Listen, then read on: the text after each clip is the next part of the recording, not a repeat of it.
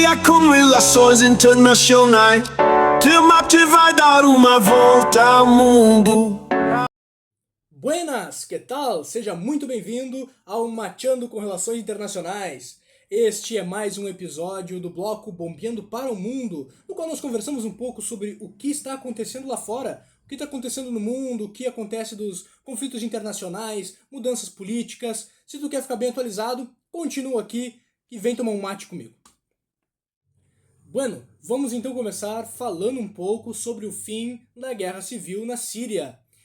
Ontem saiu no canal um vídeo explicando mais ou menos o contexto, por cima, mas de forma direta e interativa, para que vocês possam entender o que aconteceu até nós chegarmos até aqui, já que a maior parte do que se fala na internet hoje se fala a partir da Primavera Árabe de 2011, mas é preciso compreender o que aconteceu antes. Então, o vídeo vai estar com o link aqui na descrição, tá aqui um trechinho dele, dentro do ideal de Nasser de construção de uma única pátria árabe.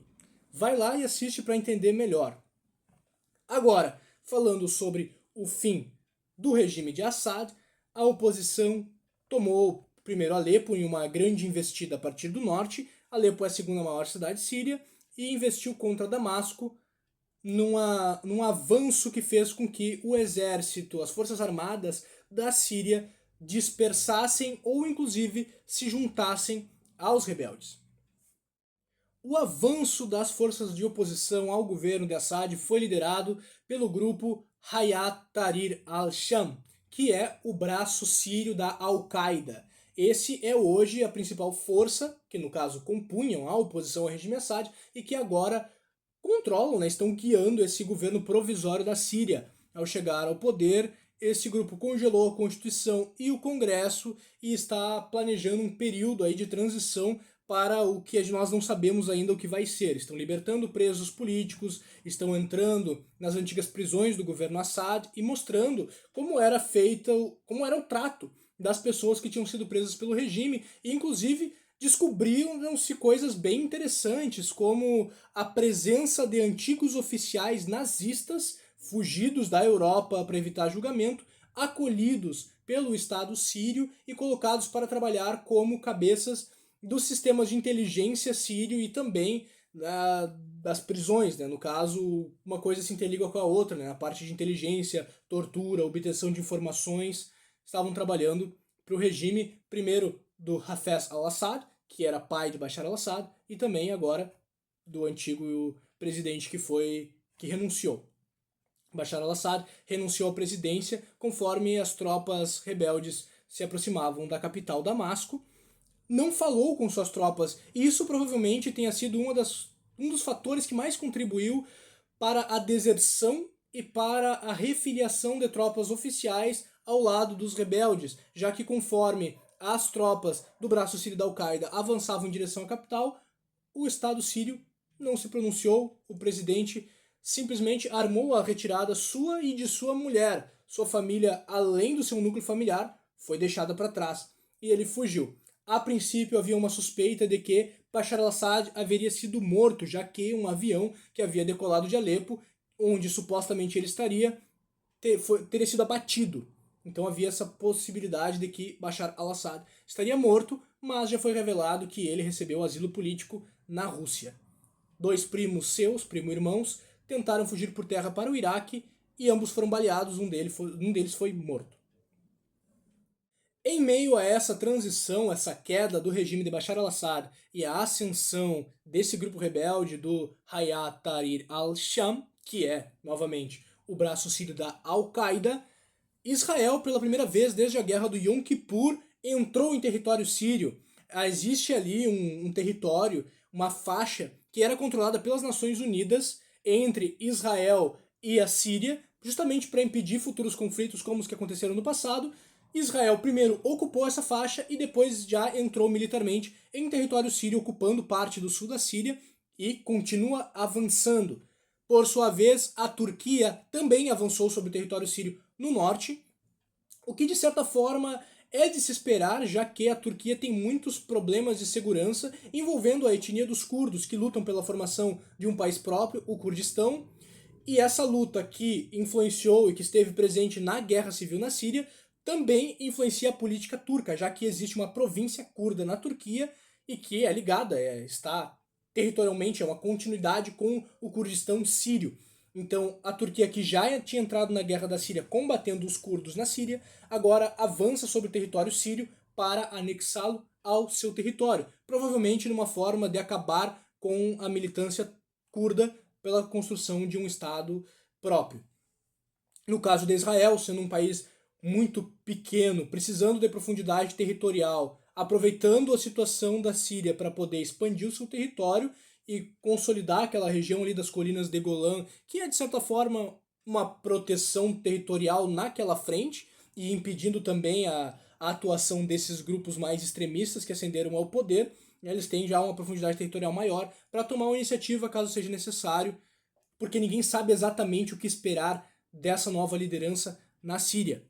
E é muito importante ressaltar que, apesar da opressão do regime de Bashar al-Assad e da falta de democracia na Síria, a probabilidade é que agora a realidade seja muito pior, já que o grupo que é majoritário na oposição síria, que era majoritário entre os rebeldes sírios e que agora ascenderam ao poder, é o braço sírio da Al-Qaeda, como eu já falei antes. Então, não é um grupo secular, não é um grupo a favor da democracia, não é um grupo contrário à ditadura e à centralização do poder, muito pelo contrário, é um grupo que provavelmente vai impor a Sharia, que é a lei islâmica, uma leitura estrita e conservadora do Alcorão, junto com a vida do profeta Maomé, para instalar um regime nesse aspecto. E por conta disso está ocorrendo também uma migração em massa, digamos, uma fuga da população da Síria. Muitos para o Iraque, inclusive tenho imagens aqui de militares fugindo para o Iraque,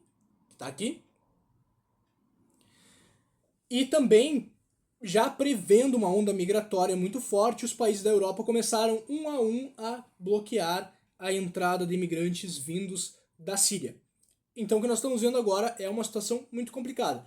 Considerando essa atuação, essa tomada de poder pelo grupo aliado, pelo braço sírio da Al-Qaeda, também a ocupação de territórios por parte do Estado de Israel e do Estado da Turquia, existe uma possibilidade de que a Turquia talvez, e isso bem talvez, não seja mais a Síria em si, mas seja dividida por outros países da região e uma outra parte seja controlada por um grupo radical islâmico que não se sabe ainda bem que forma vai tomar, se vai construir um Estado, que Estado vai construir, como isso vai ser organizado. Então nós temos ainda que acompanhar esse processo, mas existe essa possibilidade. Bueno, e agora voltando os nossos olhos para a Coreia do Sul e o caso do presidente sul-coreano que decretou lei marcial.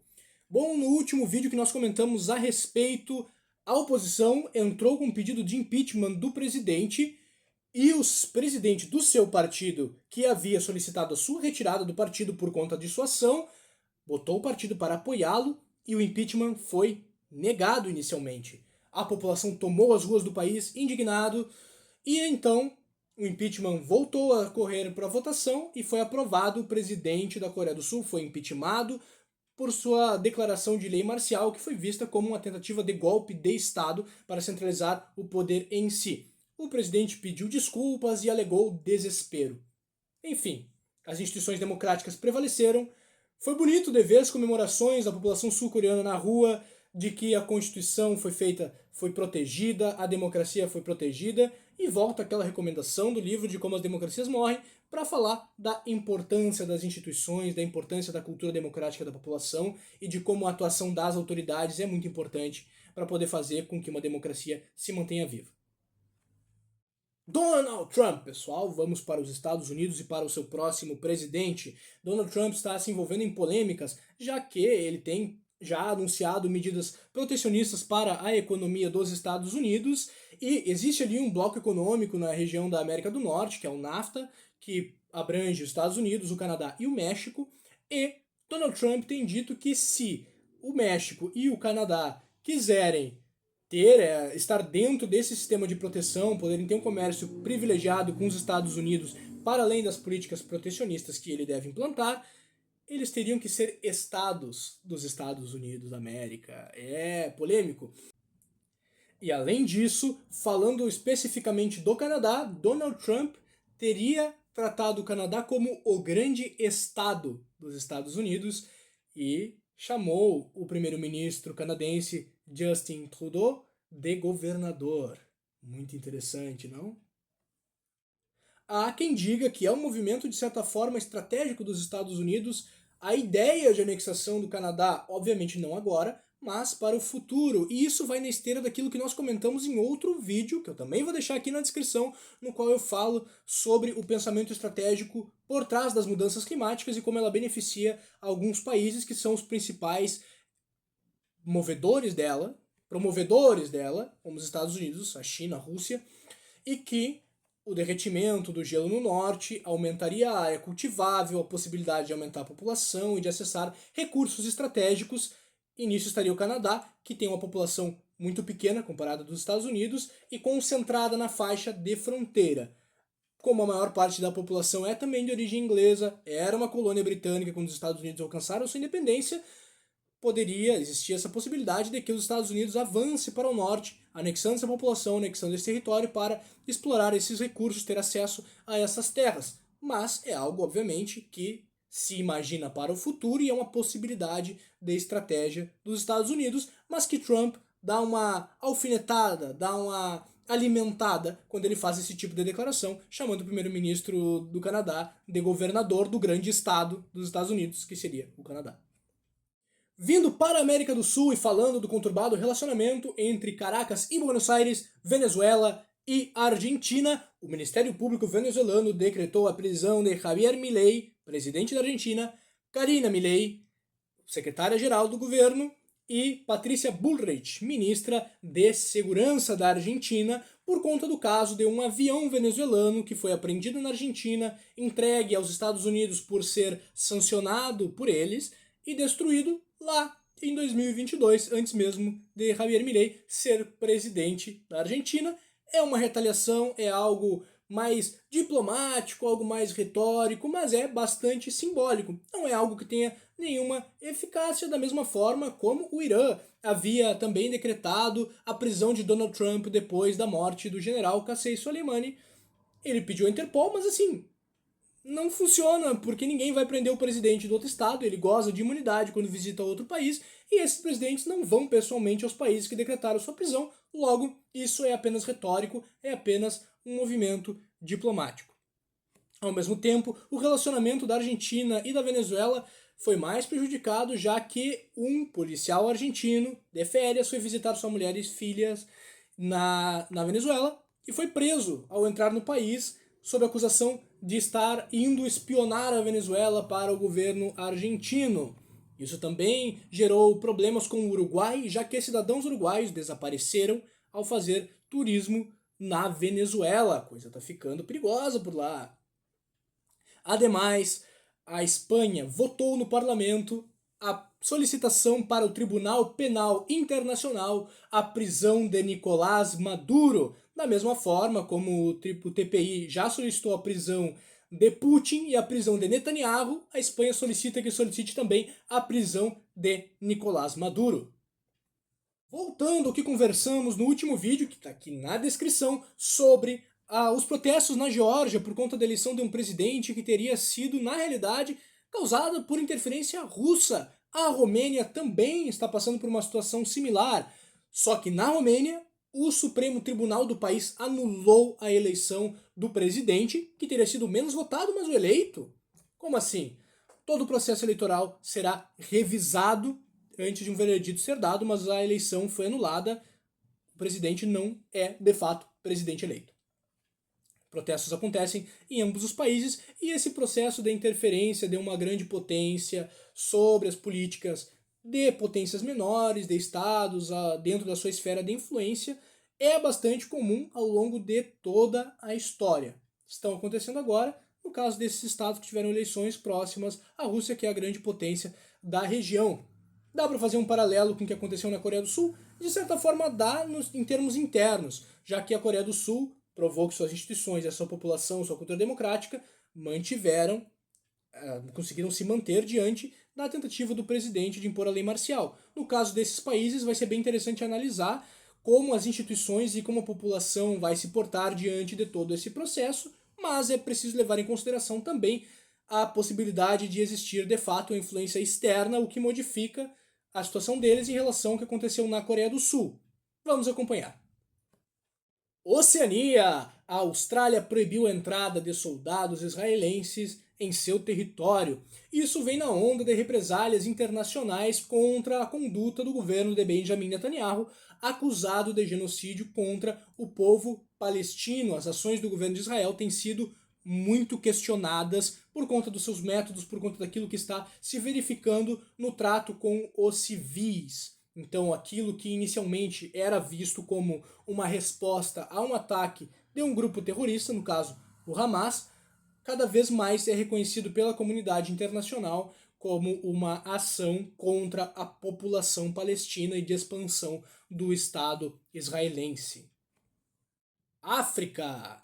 Tropas francesas se retiram finalmente do Chad, que foi colônia francesa. Nós estamos verificando um processo de retirada da presença das antigas potências europeias dos seus antigos territórios africanos. Por mais que esses países no século passado tenham alcançado as suas independências, eles ainda continuaram muito dependentes dos países europeus, antigos controladores de seu território, em termos políticos, em termos econômicos, em termos de segurança. Ainda se encontram muitos militares europeus em vários países da África, interferindo também na política desses países, isso sem falar da economia, já que muitos desses países têm as suas moedas controladas por bancos centrais europeus. Agora, a França está se retirando do Chad, assim como vários outros estados também já estão solicitando a retirada dos efetivos militares dos países europeus. E esse espaço vem dando, por um lado, maior autonomia para os governos dos estados africanos e, por outro lado, abrindo as portas para novas parcerias desses estados com outras grandes potências e uma nova conjuntura mundial, já que esses países da Europa, em decadência em termos de presença internacional, vêm perdendo espaço para outras potências, Estados Unidos, Rússia e China. A China, especialmente, tem criado laços econômicos muito importantes com países europeus, investindo bilhões de dólares em infraestrutura nesses estados, e a presença de segurança tem sido dada majoritariamente à Rússia, que tem apresentado tropas e também forças mercenárias pagas por Moscou para atuar em países africanos. Isso também gera uma preocupação por parte dos países ocidentais, sejam os europeus que estão perdendo espaço, quanto os estadunidenses, que olham para esse movimento de expansão de presença russa e chinesa em um continente riquíssimo em recursos minerais, em recursos humanos e estrategicamente muito bem posicionado, já que está entre o Índico, o Atlântico e ao norte o Mediterrâneo. Vale lembrar que parte do mundo árabe fica também na África, o que acaba influenciando também as dinâmicas no Oriente Médio. Então é muito importante prestar atenção no que acontece na África, apesar de, infelizmente, essas notícias ainda não serem tão divulgadas nos meios tradicionais. Tu gostou do vídeo? Então te inscreve no canal para acompanhar mais conteúdo, deixa o teu like e compartilha o vídeo para que mais pessoas possam acessar o que nós produzimos aqui no canal. E acompanhe, porque semanalmente nós gravamos sobre as notícias do mundo, além de muito mais conteúdo sobre diversos temas das relações internacionais. Ceva o teu mate e vem matear com relações internacionais. De Matia com relações internacionais. De mate vai dar uma volta ao mundo.